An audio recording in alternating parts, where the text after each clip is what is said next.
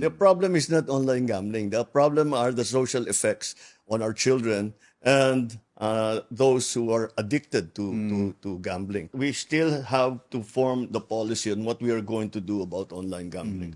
And to this end, I have already started to organize to convene a conference of those who are all the stakeholders. We are talking about marami tayong naririnig from the CBCP. So, sama natin sila, mga pare, mga obispo. The parents, of course, are stakeholders here kasi victimized demographic ang mga kabataan. Tapos, we have to talk to the people who will, if kung magre-regulate tayo, who will be doing the regulation. The first effect of banning it fully is to put it underground.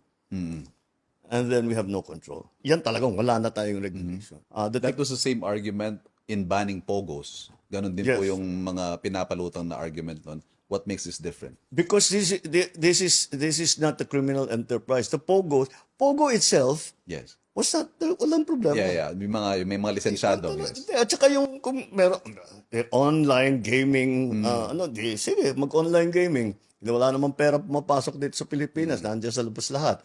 Okay, so no problem. Sinabayan ba naman ng human trafficking, ng credit card scam, kung ano-ano na nangyayari, 'di ba? Prostitution. Yun ang naging problema. Yun ang naging problema, the illegal part of it. Which I'm glad you asked that question because it brings us to the same situation with online gambling in general. Because we have with online gambling in general, what is the problem we're trying to solve? What we're trying to solve is that hindi malubog sa utang ang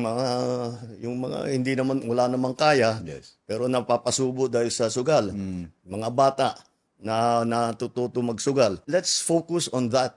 Paano natin patitigilin yan? These are the things that we're going to examine and we will come up with a plan to make sure that we address the problem. The problem is not online gambling. The problem are the social effects on our children and those who are addicted to gambling.